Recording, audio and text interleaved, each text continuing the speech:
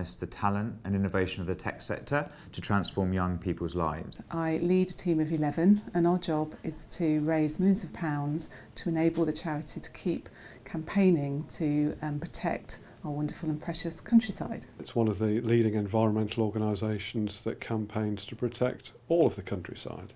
Street Games are a national charity. We support organisations who run sport in the most disadvantaged communities around the country.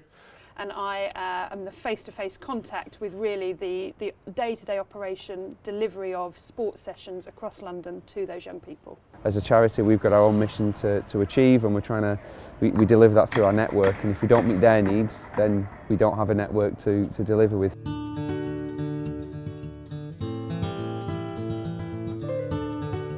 Street Games has grown enormously in the last 12 months. We've had a really significant lottery grant from Sport England of around £20 million, and the growth associated with that was a real challenge. Here at the Foundation we're going through a big transition this year, and to get where we want to get, we are going to need to lose some control. I had a relatively new team and I wanted to make sure I was able to get a bit of support and some external voice to help me focus on the key things I want to achieve developing that team. For me, I wanted to become ultimately a better leader. And more confident and maybe a bit more flexible in my approach. I was dealing with something that was quite stressful, but this was a real good sounding board that helped just focus me and steer me and prepare me for certain things. So it was to help the organisation and help some of the senior people focus on really what's important.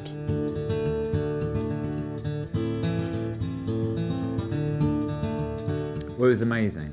I got so much out of the coaching. I really enjoyed the coaching. I had been slightly hesitant around the nature of it not all being face-to-face in person, but actually the lady who did the coaching with me built an incredible rapport. She was wonderful at making me feel at ease, and I trusted her, and we had a really good time. I really enjoyed every minute of it.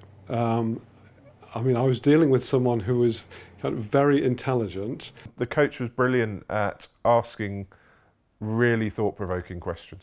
It was like talking to a friend who understood where I was trying to get to, but occasionally a critical friend who said, you know, oh, do you really mean that? And why are you saying that? And are there other options? It's focused on the way that people are being rather than what they are doing. I was asked simple questions that nobody's ever asked me. We did some visualisation as part of the coaching, which took me completely out of my comfort zone. And I thought, no, this isn't me. I had to think through letting go of a piece of work, and we did this through kind of physically moving and visualising. I came up with the image of a waterfall, and for me that was representing the sheer volume of work that comes through the organisation and the way that I see my role in trying to deal with it. I felt completely changed by the end of it. I was astonished by how different I felt towards this letting go process I needed to go through. And since then I went to my dad's and dug his guitar out of the loft, and I'm trying to teach myself how to play the guitar. Improving the way I communicate my emotions, I'm giving even more constructive feedback, saying how it is a lot more. It's been transformational.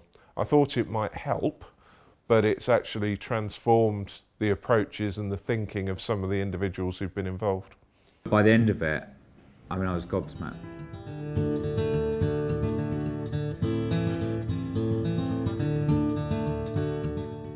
When we're trying to raise money, we are spending charity money, so you have to have a real sense of ownership and accountability for every penny you spend. I know that as the managers that have had the coaching go through their work with us, they will be more effective at decision making and need less of the senior leadership's time. You could say it saved you 26 days a year of my time, because I'm more effective at dealing with those, I'm more confident dealing with those issues, so I'm able to do more, so there is a return on investment, which is, you know, probably a month's worth of work, so it's a few £1,000s of value. That then's filtered down through the staff that I'm working with and things that I'm learning and hopefully passing on to help them more effective.